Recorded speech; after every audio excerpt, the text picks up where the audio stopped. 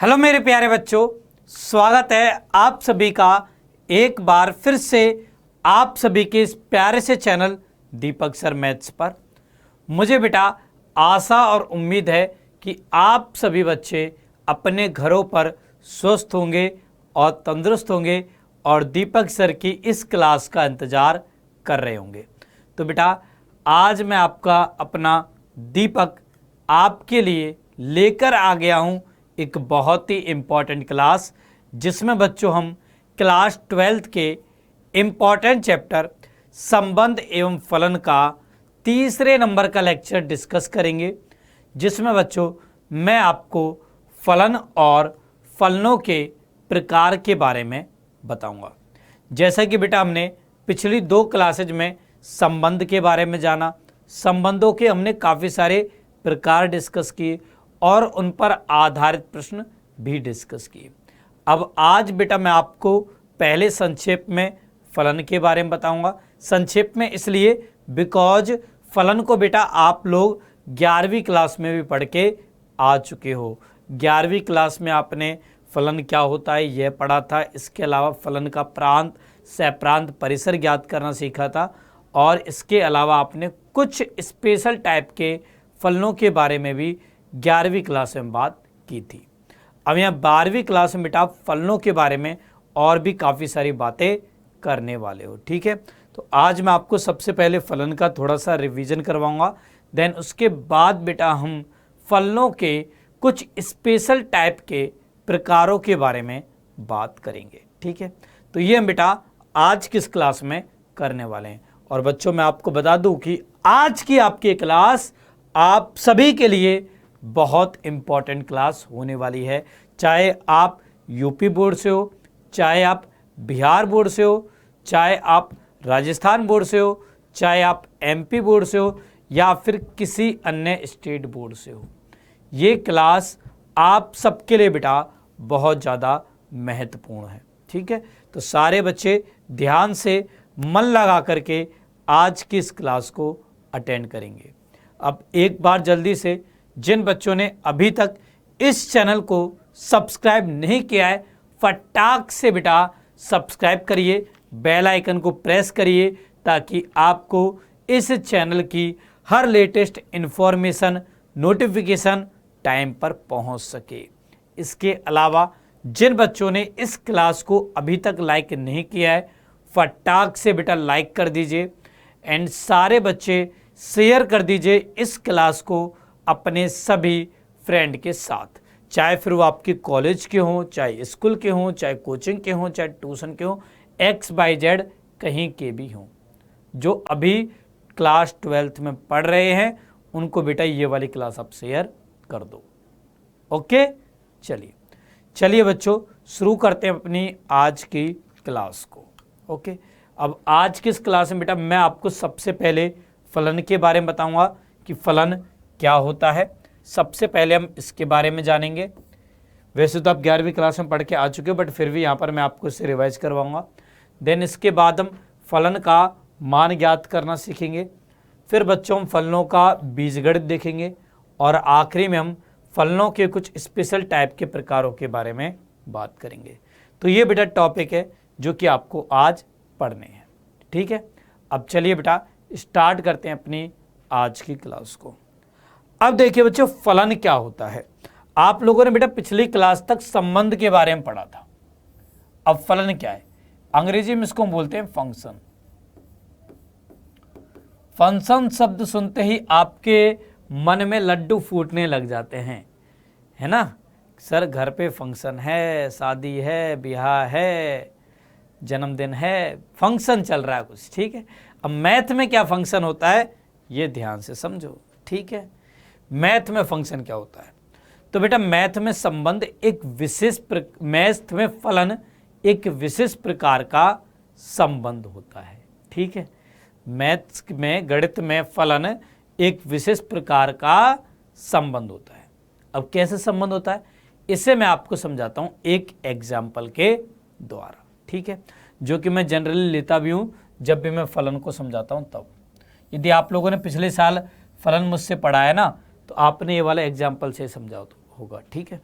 तो यहां पर देखिए मेरे पास में कोई दो समुच्चय हैं ए और बी। ओके, ए समुच्चय बेटा कुछ पुत्रों का समुच्चय है, पुत्रों का समुच्चय, और समुच्चय बी है माताओं का समुच्चय, माताओं का समुच्चय। ठीक है। अच्छा, अब मान लीजिए हमारे पास कुछ पुत्र हैं, रमेश, सुरेश, महेश, दिनेश एंड देवेश। मान लो ये कुछ पुत्र हैं। ठीक है, और यहां पर मैंने इनकी माताएं लिख रखी है सीता, रीता, सीता, ममता, गीता। ठीक है, अब मान लीजिए बेटा कि रमेश की माता ममता है, सुरेश की माता गीता है, महेश की माता रीता है, दिनेश की माता सीता है, देवेश की माता ममता है। ठीक है, इस प्रकार का संबंध है। अच्छा, अब समुच्चय ए और समुच्चय बी के बीच के संबंध को बेटा ध्यान से देखिए। बच्चों, दुनिया में जितने भी पुत्र हैं उन सब की माता अवश्य होगी। सही बात है नहीं बात? बता मुझे, क्या मैंने कुछ गलत बोला? भाई, दुनिया में जितने भी मनुष्य हैं उन सब की माता अवश्य होगी। हम पैदा कैसे हुए भाई? अपनी माँ के गर्भ से तो पैदा हुए ना। सभी बच्चे माता के गर्भ से पैदा होते हैं, तो सबकी माता अवश्य होगी। मतलब समुच्चय ए के प्रत्येक अवयव का समुच्चय बी के साथ संबंध होगा। क्लियर हुई ये वाली बात? भाई, दुनिया में जितने भी पुत्र हैं उन सबकी माता अवश्य होगी, अर्थात समुच्चय ए में जितने भी अवयव हैं उन सब का समुच्चय बी के साथ संबंध होगा।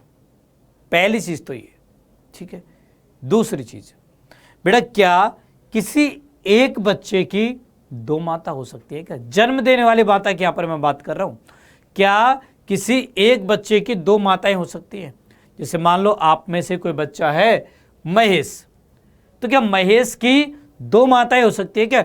ऐसे हो सकता है कि महेश की माता रीता भी है और गीता भी हो। क्या ऐसा संभव है? नहीं है बेटा, संभव ही नहीं है। जन्म देने वाली केवल एक ही माता होती है। वो अलग है कि हमें पालती पोसती दूसरी माता भी है, बट जन्म देने वाली केवल एक माता होती है। ठीक है, चाहे आप किसी को भी देख लो। भगवान कृष्ण को जन्म देवकी ने दिया था। हाँ, यशोदा माता भी है, बट उन्होंने यशोदा माता ने पाला था, जन्म देवकी माता ने दिया था। ठीक है, तो जन्म देने वाली माता केवल एक होती है। ओके, मतलब ये कि समुच्चय ए के प्रत्येक अवयव का एक और केवल एक प्रतिबिंब समुच्चय बी में होगा। बात समझ में आई या नहीं आई? बता मुझे। मैं कह रहा हूं आपसे कि समुच्चय ए के प्रत्येक अवयव का, जितने भी अवयव हैं उन सभी का केवल और केवल एक प्रतिबिंब समुच्चय बी में होता है। तो ऐसे संबंध को बेटा हम फलन कहते हैं। यही होती है बच्चों फलन की परिभाषा, कि यदि समुच्चय ए के प्रत्येक अवयव का समुच्चय बी में एक और केवल एक प्रतिबिंब होता है तो उसे हम फलन कहते हैं। तो ये बेटा यहां पर फलन है। ठीक है, चलिए और एग्जाम्पल लेते हैं। जैसे मान लीजिए मेरे पास में एक समुच्चय ए है, एक बेटा समुच्चय बी है। यहां पर लिखा हुआ है 1 2 3 4 5। यहां पर लिखा हुआ है 1 4 9 16 25।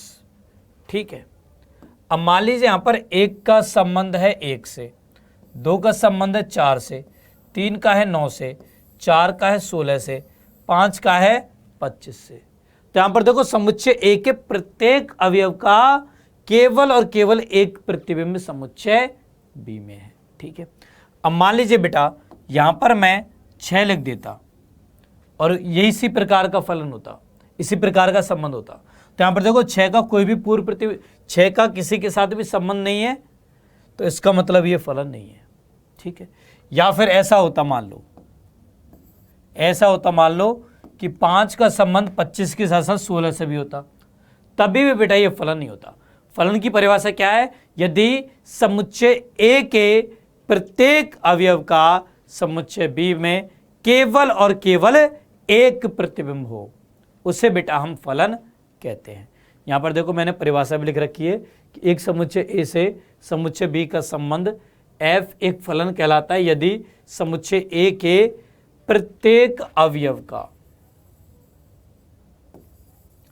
समुच्चय बी में एक और केवल एक प्रतिबिंब होता है।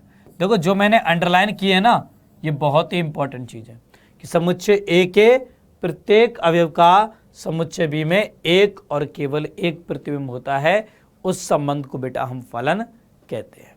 ठीक है, चलिए इसके कुछ एग्जाम्पल देखते हैं।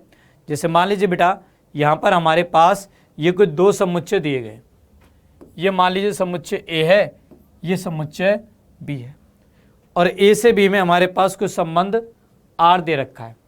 अब आपको बताना है कि ये फलन है या नहीं, ये फलन है या नहीं, यस और नो में बताइए। ठीक है, तो आप सभी बेटा चैट सेक्शन में लिखिए। यहां पर देखो आपको दो चीजें देखनी है। पहली चीज, समुच्चय ए के प्रत्येक अवयव का संबंध समुच्चय बी के साथ होना चाहिए, तो प्रत्येक अवयव का संबंध है। ठीक है, दूसरी चीज, प्रत्येक अवयव का केवल और केवल एक प्रतिबिंब होना चाहिए, तो ए का पी है, बी का क्यू है, सी का क्यू है, डी का आर है। ठीक है, तो है, इसका मतलब दोनों कंडीशन संतुष्ट होगी, इसका मतलब ये फलन है। हाँ, यह है फलन है। देखो इस बात से कोई फर्क नहीं पड़ता कि बी और सी इन दोनों का एक ही प्रतिबिंब है, इससे फर्क नहीं पड़ता, वे प्रत्येक अवयव के अलग अलग प्रतिबिंब होने चाहिए। ठीक है, तो वो बेटा फलन हो जाएगा। क्लियर? चलिए और अगला एग्जाम्पल लेते हैं। जैसे मान लो हमारे पास में ये है, अब यहाँ पर आपको बताना है कि ये फलन है या नहीं। ठीक है, तो यहाँ पर देखिए समुच्चय ए के प्रत्येक अवयव का संबंध समुच्चय बी के साथ है, तो पहली कंडीशन तो संतुष्ट हो गई। अब आ जाओ दूसरी पर कि केवल और केवल एक प्रतिबिंब होना चाहिए प्रत्येक अवयव का, तो ए का पी है। अब यहाँ पर देखो बी का क्यू भी है, आर भी है, तो इसका मतलब ये फलन नहीं है, ये बेटा फलन नहीं है। तो पिछले वाले में तो यस पे टिक हो जाएगा, ठीक है, और इस वाले में बेटा नो पर टिक हो जाएगा। ओके, यहां पर नो हो जाएगा। ठीक है, चलिए अब चलते हैं अगले प्रश्न पर। अगला मान लो एग्जाम्पल ये है। अब बताइए कि क्या ये फलन है या नहीं। बताओ बेटा, क्या ये फलन है? देखिए बच्चों, यहां पर ध्यान से देखिए, ये बेटा समुच्चय ए है, ये समुच्चय बी है। ठीक है, अब यहां पर समुच्चय ए में अवयव है बी, इसका बेटा समुच्चय बी के किसी भी अवयव के साथ में संबंध नहीं है, तो इसका मतलब बेटा ये फलन नहीं है। नो सर, ये फलन नहीं है। ठीक है, ये भी बेटा फलन नहीं है, नो पर टिक लग जाएगा। ओके, चलिए अगले पर चलते हैं। चौथा बेटा हमारे पास ये है। अब ये बताओ कि फलन है या नहीं। तो फलन की दो ही कंडीशन है। पहली कंडीशन समुच्चय ए के प्रत्येक अवयव का, दूसरी कंडीशन केवल और केवल एक प्रतिबिंब होना चाहिए प्रत्येक अवयव का। तो देखो प्रत्येक अवयव का है, केवल एक प्रतिबिंब है, तो ये बेटा फलन है। हाँ, यह फलन है। ठीक है, अब यहां पर देखो चाहे एस का कोई भी पूर्व प्रतिबिंब ना हो समुच्चय में, बट फिर भी बेटा ये फलन है। ठीक है, तो यस पे टिक हो जाएगा, यस ये फलन है। क्लियर? तो इस तरीके से हम पहचान करते हैं कि दिया गया संबंध फलन है या नहीं।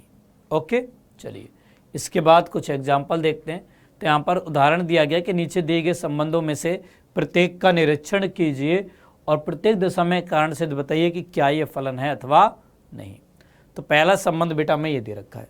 देखिए आपको बताना है कि इस फलन है या नहीं, तो इसका बेस्ट तरीका है आप तीर आरेख बनाओ। यहां मान लो हमारे पास क्रमित युग्मों के प्रथम घटकों का समुच्चय 2 3 4, यहाँ द्वितीय घटकों का समुच्चय है 1 2। ये समुच्चय ए है, ये समुच्चय बी है।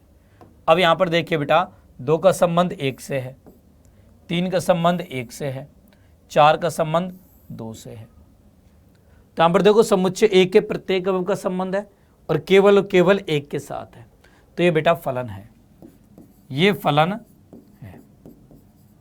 ठीक है, चलिए अगले एग्जाम्पल पर चलते हैं। अगला उदाहरण है, यहाँ पर हमें संबंध आर ये दे रखा है, अब मुझे बताना है कि फलन है या नहीं। ठीक है, तो ये मेरे पास एक समुच्चय बन गया, ये दूसरा समुच्चय बन गया। पहला समुच्चय होगा क्रमिक युग्मों के प्रथम घटकों का समुच्चय, तो 2 3 4 हो जाएगा। दूसरा द्वितीय घटकों का समुच्चय हो जाएगा 2 3 4। ठीक है, अब यहाँ पर देखिए बच्चों, 2 का संबंध 2 से है, 2 का संबंध 4 से है, 3 का संबंध 3 से है, 4 का संबंध 4 से। ये बेटा हमारे पास बन जाएगा। ठीक है, अब यहाँ पर देखिए पहली कंडीशन तो संतुष्ट होती है कि प्रत्येक अवयव का संबंध है, बट यहाँ पर देखिए 2 के साथ संबंध है, तो इसलिए बेटा ये फलन नहीं है। सर क्या जरूरी है कि इस प्रकार के प्रश्नों में सभी में हम तीर आरेख से निरूपण करें पहले इसका, फिर आंसर बता पाए? नहीं बेटा, ऐसा कोई जरूरी नहीं है। आप डायरेक्ट संबंध देखकर भी बता सकते हो कि वो फलन है या नहीं। सर कैसे? ये तो आपने बताया नहीं, बताओ कैसे हम संबंध देखकर ही फलन बता सकते हैं। तो यहाँ पर देखिए बेटा ध्यान से, यदि क्रमिक युग्मों के प्रथम घटक अलग अलग हों तब तो वो फलन होगा, और यदि कोई भी 2 या 2 से अधिक क्रमिक युग्मों के प्रथम घटक समान हो गए तो फिर बेटा वो फलन नहीं होगा। जैसे यहाँ पर देखो दोनों के समान थे तो इसलिए बेटा ये फलन नहीं है, यहाँ पर सबके अलग अलग थे तो ये फलन है। ठीक है, चलिए अगले प्रश्न में चलते हैं। अगला प्रश्न है यहाँ पर R3 में ये दिया गया है, अब बताओ कि ये फलन है या नहीं। तो पहली चीज आप ये देखो कि क्रमिक युग्मों के प्रथम घटक अलग अलग है या नहीं। तो 1 2 3 4 5 6 अलग अलग है, तो इसका मतलब ये फलन है। ठीक है, यदि आप इसको तीर आरेख से दर्शाना चाहो तो तीर आरेख से भी दर्शा सकते हो। ये हो गया 1 2 3 4 5 6, यहाँ पर हो गया 2 3 4 5 6 7। ठीक है, अब यहाँ पर देखिए 1 का संबंध 2 से है, 2 का 3 से, 3 का 4 से, 4 का 5 से, 5 का 6 से, 6 का 7 से। तो समुच्चय ए के प्रत्येक अवयव का समुच्चय बी में एक और केवल एक प्रतिबिंब है, तो बेटा ये फलन है, ये बच्चों फलन है। क्लियर? तो इस तरीके से आपको पहचान करनी है कि दिया गया संबंध फलन है या नहीं। ओके, चलिए इसके बाद चलते बेटा हम आगे दे रखा अगला क्वेश्चन कि मान लीजिए n प्राकृत संख्याओं का समुच्चय और n पर परिभाषित एक संबंध r इस प्रकार है कि r बराबर x, y, यहाँ y बराबर 2x है, x, y belongs to n। क्या यह संबंध एक फलन है? तो यहाँ पर बेटा पहले मुझे संबंध r को रोस्टर रूप में लिखना पड़ेगा। देखिए रोस्टर रूप में क्या होगा, x का मान मैं 1 लूंगा, y का मान 2 हो जाएगा, 2 लेने पर 4 हो जाएगा, 3 लेने पर 6 हो जाएगा, 4 लेने पर 8 हो जाएगा, 5 लेने पर 10 हो जाएगा, एंड इसी तरीके से आगे चलता रहेगा। ठीक है, अब यहाँ पर देखिए बेटा पहले अवयव क्रमिक युग्मों के पहले अवयव अलग अलग है, तो यह फलन है।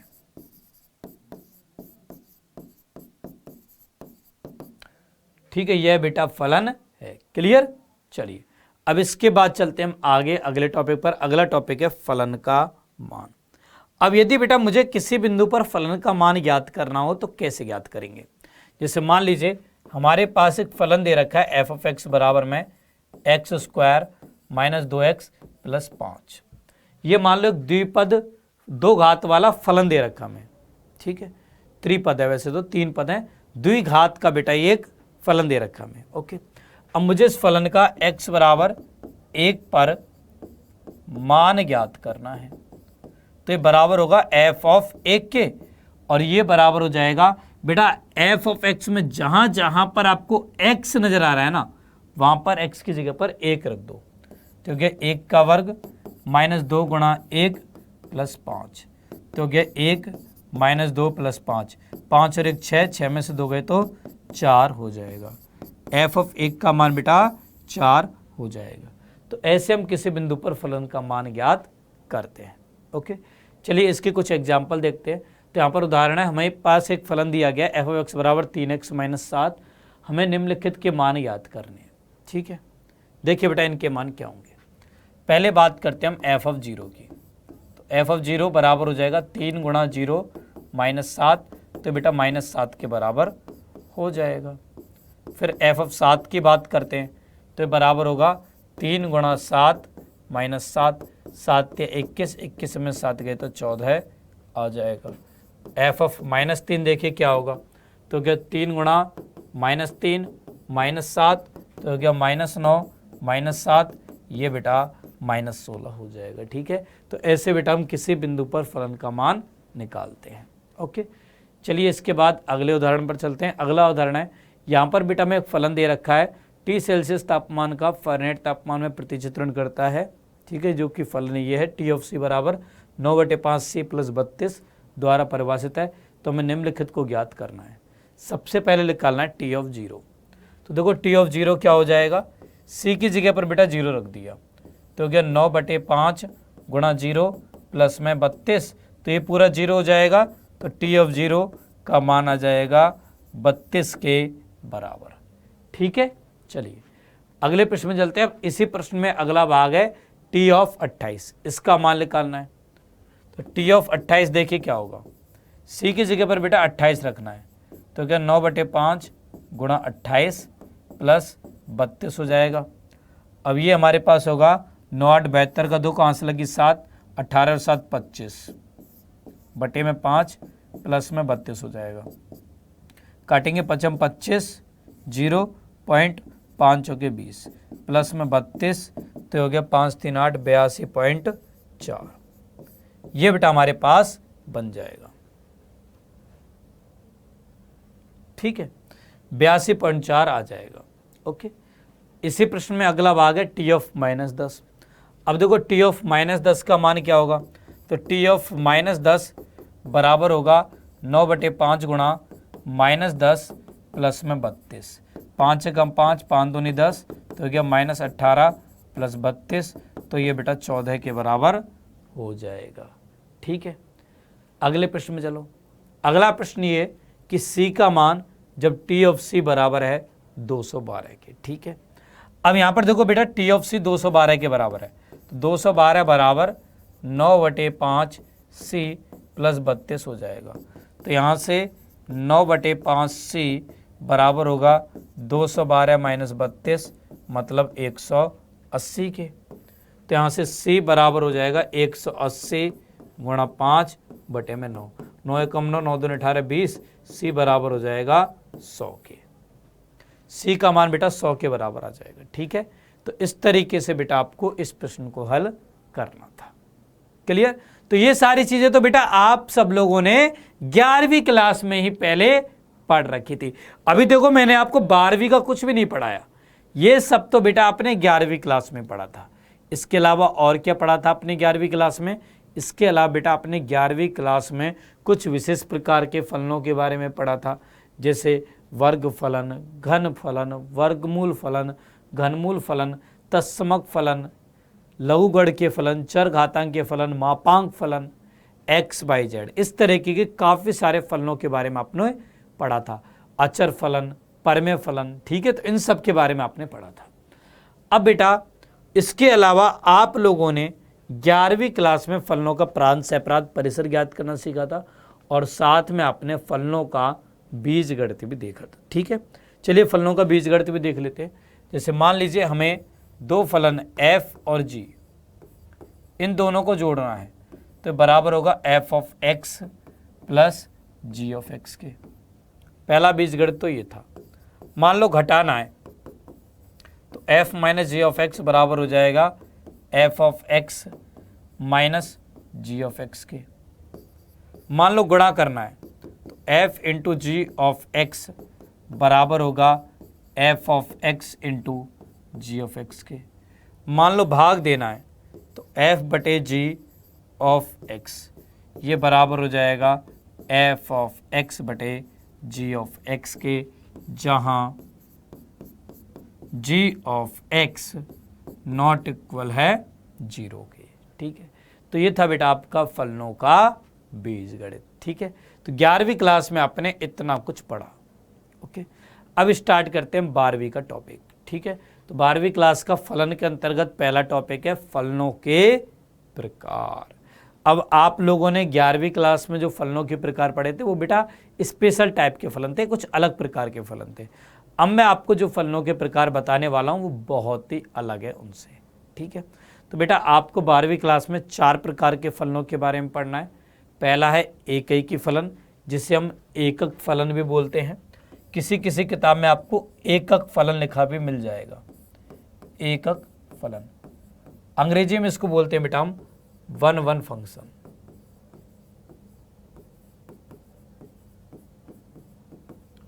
ठीक है, एकैकी फलन।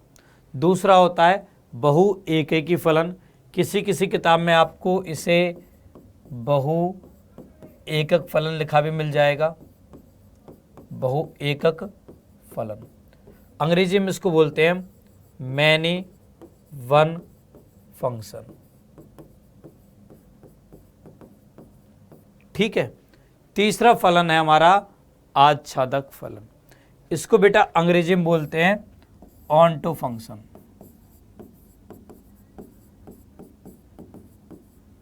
और चौथा है अंतःक्षेपी फलन।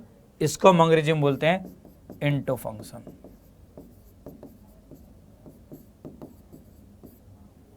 ठीक है, तो ये 4 प्रकार के बेटा फलन होते हैं, एकैकी, बहुएकैकी, आच्छादक और अंतःक्षेपी। आपको इन 4 प्रकार के फलनों के बारे में जानना है। ठीक है, सबसे पहले हम बात करते हैं एकैकी फलन के बारे में, वन वन फंक्शन के बारे में। ठीक है, तो वन वन फंक्शन या एकैकी फलन क्या होता है बेटा? एकैकी का यदि आप संधि विच्छेद करोगे तो हो गया 1 धन 1।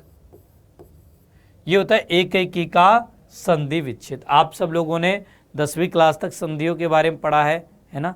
तो यदि आप एकैकी का संधि विच्छेद करोगे तो 1 + 1 बन जाएगा। इसका मतलब क्या है ये समझो। तो मान लीजिए बेटा हमारे पास कोई 2 समुच्चय हैं, एक समुच्चय ए ये रहा, एक समुच्चय बी ये रहा। समुच्चय ए में मेरे पास कुछ अवयव है, ठीक है। समुच्चय बी में भी मेरे पास कुछ अवयव हैं। ओके, अच्छा। अब फलन क्या होता है? फलन होता है समुच्चय ए के प्रत्येक अवयव का केवल और केवल एक प्रतिबिंब होना चाहिए। अच्छा, यहां पर आपने ये भी देखा होगा कि भाई 2 अलग अलग अवयवों का एक प्रतिबिंबी हो सकता है। यह आप लोगों ने देखा होगा फलन के अंतर्गत। अब एकैकी में क्या होगा? तो यहां पर बेटा लिखा हुआ है 1 + 1, मतलब प्रत्येक का एक अलग प्रतिबिंब होगा, एक का केवल एक प्रतिबिंब होगा। मतलब इस वाले का यदि ये प्रतिबिंब है ना बेटा, तो ये किसी और का पूर्व प्रतिबिंब नहीं हो सकता। ठीक है, आप बोलो कि भाई इसकी भी मात्रा यही है, इसकी भी मात्रा यही है, तो बेटा ये एकैकी नहीं होगा, फिर ये बन जाएगा बहु एकैकी। देखो रटने की कोई जरूरत नहीं है, सब कुछ नाम से क्लियर हो रहा है। एकैकी का मतलब है कि भाई एक की एक माता है, मतलब इकलौता पुत्र है, ऐसे समझ सकते हो आप। एकैकी का मतलब है इकलौता है, एक से ज्यादा नहीं है संतान, तो वो एकैकी है, और ज्यादा है तो बहु एकैकी है। सिंपल सा ऐसे याद रख लो। ठीक है, केवल एक व्यक्ति की माता एक है, एक व्यक्ति की, हर अलग अलग व्यक्ति की अलग अलग माता है तो वो एकैकी है, और यदि 2 या 2 से अधिक व्यक्तियों की सेम माता है तो वो बेटा बहु एकैकी हो जाता है। ऐसे आप याद रख सकते हो। ठीक है, तो इसकी परिभाषा क्या हो जाएगी? परिभाषा हो जाएगी यदि समुच्चय ए के प्रत्येक अवयव का समुच्चय बी में अलग अलग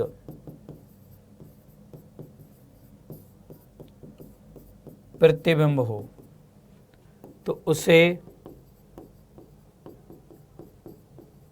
एकैकी फलन कहते हैं।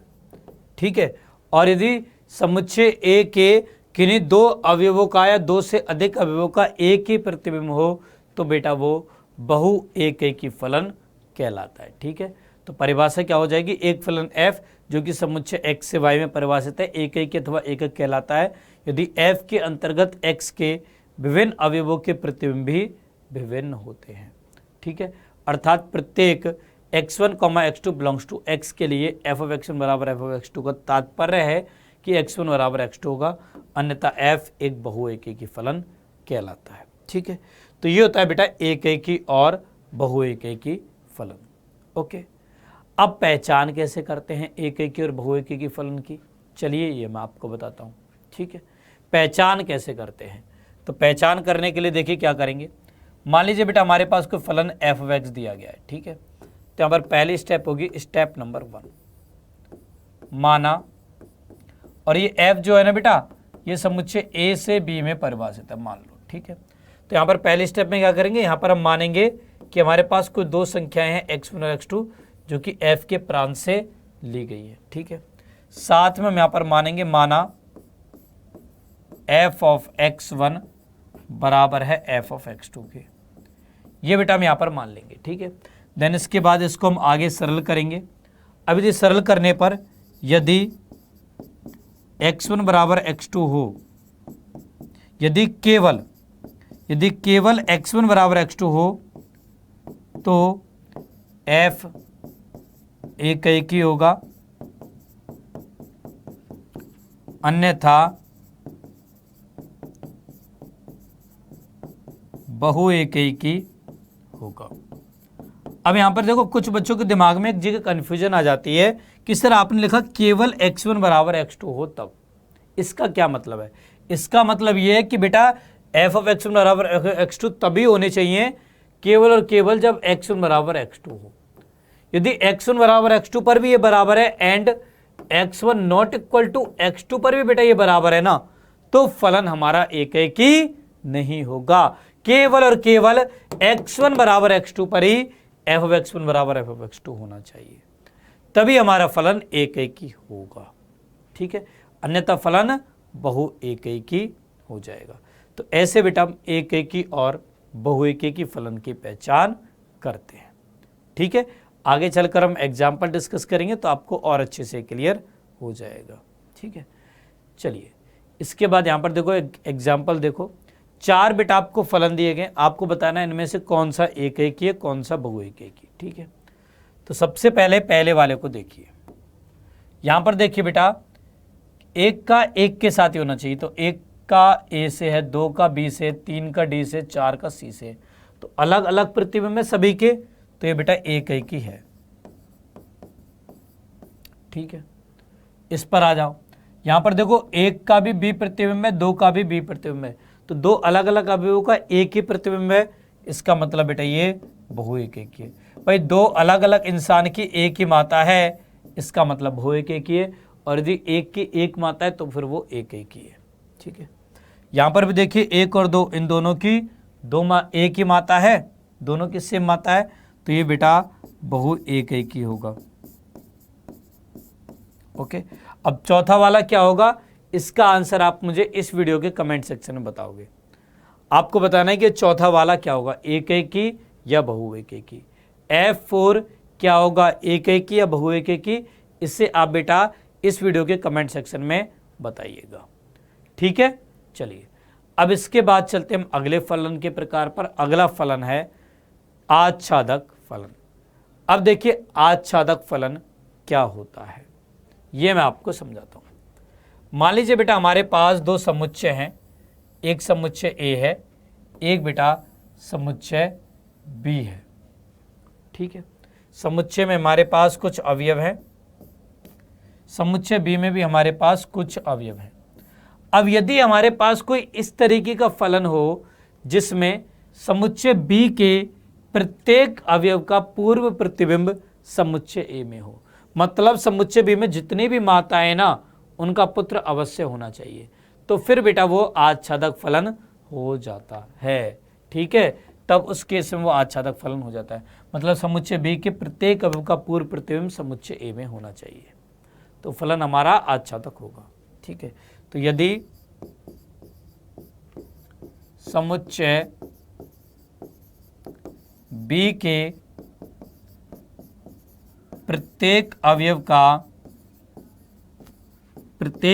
का पूर्व प्रतिबिंब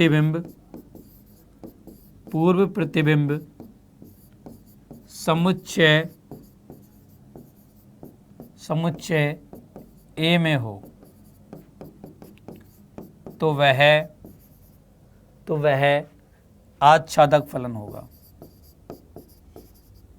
आच्छादक फलन होगा। क्लियर? इस तरीके से बेटा हम आच्छादक फलन देखते हैं। और यदि हमारे पास समुच्चय बी में कोई एक अवयव भी ऐसा छूट गया ना जिसका पूर्व प्रतिबिंब समुच्चय ए में नहीं हुआ, तो फिर बेटा वो हमारा आच्छादक नहीं होगा, तब वो बन जाएगा अंतःक्षेपी फलन। यानी कि दुनिया में जितनी भी माताएं हैं उन सबकी संतान अवश्य होनी चाहिए, तब तो है आच्छादक। और यदि कोई भी एक ऐसी माता है जिसकी संतान नहीं है, तो इसका मतलब है वो फलन है अंतःक्षेपी। क्लियर? ऐसे आप याद रख सकते हो। ओके बेटा, ऐसे आप याद रख सकते हो। जैसे यहां पर मैं आपके सामने दो उदाहरण प्रस्तुत कर रहा हूं, एक ये हमारे पास, एक दूसरा बेटा ये। ठीक है, ये समुच्चय ए है, ये समुच्चय बी है, यहां पर समुच्चय पी है, यहां पर क्यू है। ठीक है, मान लीजिए यहां पर मेरे पास ए बी सी डी है, यहां पर 1 2 3 है। ठीक है, यहां पर हमारे पास ए बी सी डी है, यहां पर 1 2 3 4 है। अब मान लीजिए ए का कनेक्शन 2 से है, बी का कनेक्शन 1 से है, सी का कनेक्शन 3 से है, डी का कनेक्शन 2 से है। ये बेटा हमारे पास एक फलन एफ है। फलन है, देखो समुच्चय के प्रत्येक अवयव का एक और केवल एक प्रतिबिंब है, तो ये बेटा फलन है। ठीक है, अब आ जाओ इस पर। मान लो यहाँ पर ए का 2 से है, बी का 3 से है, सी का 1 से है, डी का 2 से है। ये एक फलन है जी। ओके, अब यहाँ पर देखिए फलन एफ में समुच्चय बी के प्रत्येक अवयव का पूर्व प्रतिबिंब समुच्चय ए में है। भाई 3 का संबंध सी से, 2 का संबंध ए से भी है, डी से भी है, 1 का संबंध बी से, तो प्रत्येक अवयव का पूर्व प्रतिबिंब समुच्चय ए में है। इसका मतलब ये आच्छादक है। ठीक है, जबकि इस वाले एग्जाम्पल की बात करें तो यहां पर देखो 4 का कोई भी पूर्व प्रतिबिंब नहीं है, तो ये अंतःक्षेपी है। आई थिंक समझ में आ गया होगा कि आच्छादक और अंतःक्षेपी क्या होते हैं। चलो और एग्जाम्पल देख लेते हैं। उससे पहले मैं आपको आच्छादक फलन या अंतःक्षेपी फलन की पहचान कैसे करते हैं ये मैं आपको बताता हूँ। ठीक है, तो मान लीजिए बेटा हमारे पास कोई फलन एफ दे रखा है जो कि समुच्चय ए से बी में परिभाषित है। ठीक है, यहाँ पर समुच्चय ए क्या होगा, एफ का प्रांत होगा, समुच्चय बी होगा एफ का सहप्रांत। ओके, अब बेटा 11वीं क्लास में आप लोगों ने फलन का परिसर ज्ञात करना सीखा था, उसका काम यहाँ पर आएगा। ठीक है, तो आप सब लोग बेटा इस क्लास के खत्म होते ही यदि आपको फलन का परिसर ज्ञात करना नहीं आता है तो प्लीज़ यार याद कर लें। 11वीं क्लास की कॉपियों को खोलें, वहाँ से देखें कि फलन का परिसर हम कैसे निकालते हैं, क्योंकि आगे चलकर वो बहुत काम आएगा। ठीक है, अच्छा अब यहाँ पर देखिए हमारे पास फलन है एफ जो कि ए से बी में परिभाषित है। क्या करेंगे आच्छादक और अंतःक्षेपी फलन की पहचान करने के लिए, तो सबसे पहले हम दिए गए फलन का परिसर ज्ञात करेंगे। दिए गए फलन का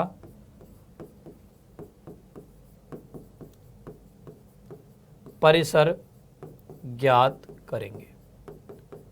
सबसे पहला काम तो बेटा हमारा यही होगा, सबसे पहले हम दिए गए फलन का परिसर ज्ञात करेंगे। ठीक है, अब यदि परिसर बराबर है सहप्रांत बी के, तब तो हमारा फलन होगा आच्छादक। ठीक है बेटा, तब तो फलन आच्छादक हो जाएगा। और यदि परिसर सहप्रांत के बराबर नहीं है, उसका उपसमुच्चय है, तो फलन अंतःक्षेपी हो जाएगा। ओके, तो ऐसे बेटा हम फलन की पहचान करते हैं कि वो आच्छादक है या अंतःक्षेपी। चलिए इसका एग्जाम्पल देखते हैं। ये वाला हमारे पास एग्जाम्पल है। 4 बेटा फलन दिए गए, हमें यहाँ पर ये बताना है कि कौन सा आच्छादक होगा कौन सा अंतःक्षेपी होगा। ठीक है, तो देखिए भाई यहां पर देखिए बेटा पहले फलन में ई और एफ का कोई भी पूर्व प्रतिबिंब नहीं है, तो ये अंतःक्षेपी है। ठीक है, यहां पर भी देखिए ई और एफ का कोई पूर्व प्रतिबिंब नहीं है, तो ये भी बेटा अंतःक्षेपी है। ठीक है, यहां पर आ जाओ, यहां पर प्रत्येक अवयव का पूर्व प्रतिबिंब है, तो इसका मतलब ये आच्छादक है। इस वाले की बात करें तो इसका भी प्रत्येक अवयव का पूर्व प्रतिबिंब है, तो ये भी बेटा आच्छादक है। अब यहां पर कुछ बच्चों के दिमाग में चल रहा होगा, सर ये फलन तो हमने अभी थोड़ी देर पहले भी देखे हैं। जी हाँ बेटा, आपने थोड़ी देर पहले भी इन फलनों को देखा है, एक एकी और बहु एक एकी में। ठीक है, तो इसका मतलब तो सर ये हुआ कि कोई फलन हमारा एक एकी भी हो सकता है, साथ में आच्छादक भी हो सकता है, एक एकी भी हो सकता है, अंतःक्षेपी भी हो सकता है, बहु एक एकी भी हो सकता है, आच्छादक भी हो सकता है, बहु एक एकी भी हो सकता है और अंतःक्षेपी भी हो सकता है। बिल्कुल सही बच्चों, बिल्कुल हो सकता है। ठीक है, तो यहां से हमारे पास 4 और स्पेशल टाइप के फलनों के प्रकार बनते हैं। पहला है एक एकी आच्छादक फलन, जिसे हम बाइजेक्टिव फंक्शन भी बोलते हैं। दूसरा है एक एकी अंतःक्षेपी फलन, 1 इंटू फंक्शन। तीसरा है बहु एक एकी आच्छादक फलन, many 1 into function, many 1 onto function. चौथा है बहु एक एकी अंतःक्षेपी फलन, मैनी 1 इंटू फंक्शन।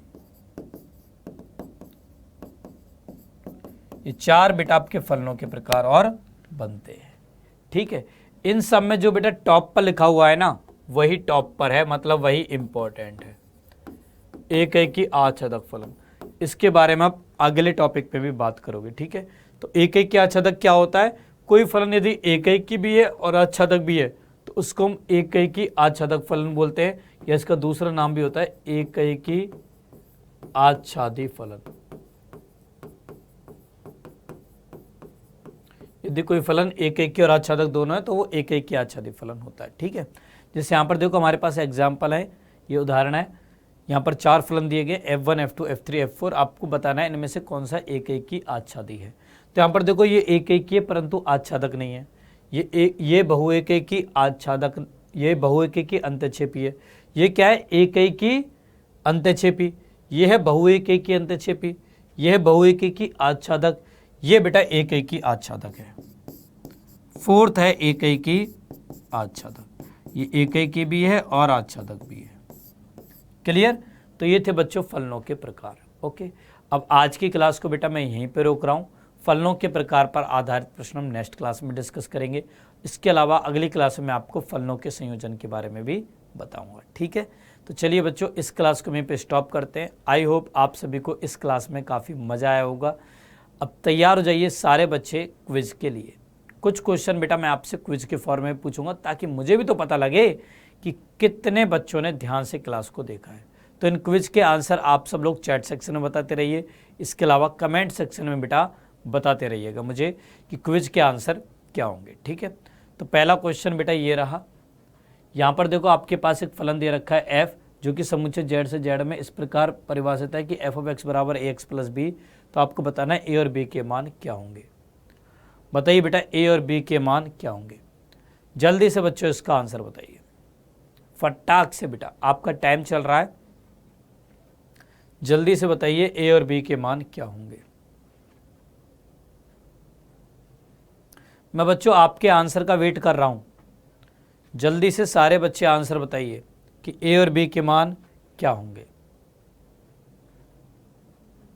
यार 11वीं क्लास की चीज़ है, सब बच्चों का आंसर आना चाहिए और सही आना चाहिए।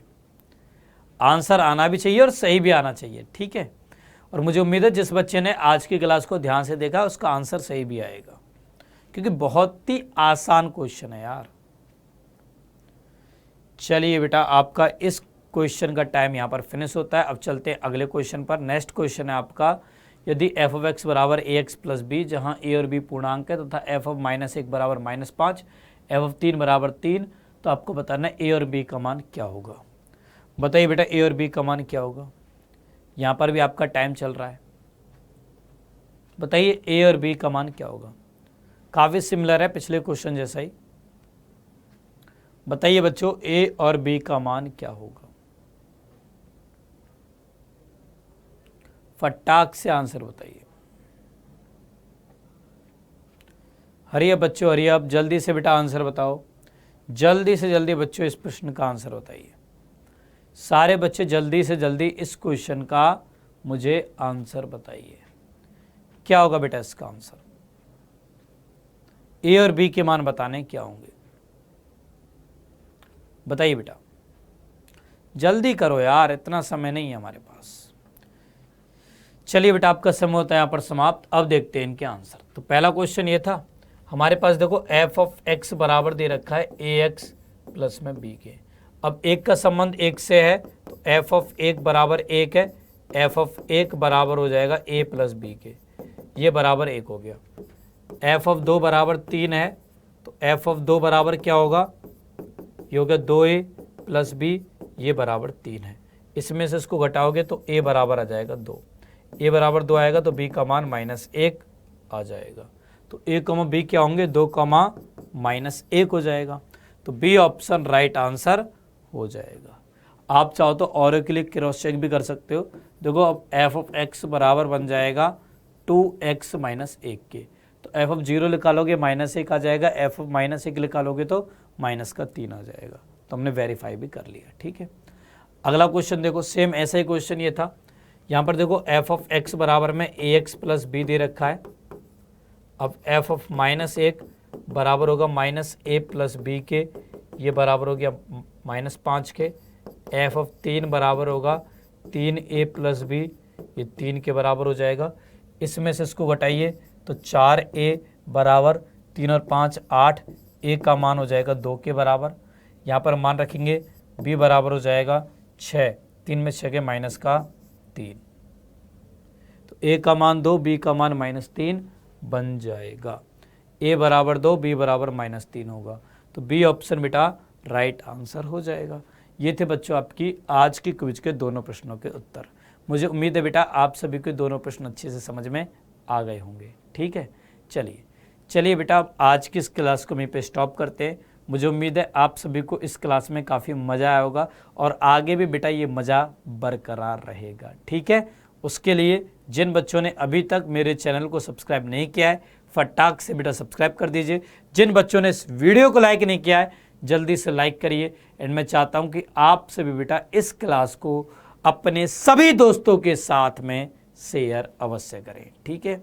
अब चलिए मैं आपका प्यारा दीपक आप सबसे विदा लेता हूं। जल्दी बेटा हमारी मुलाकात होगी नेक्स्ट क्लास में। तब तक के लिए बच्चों bye bye, take care everyone, bye बेटा, बाय बाय।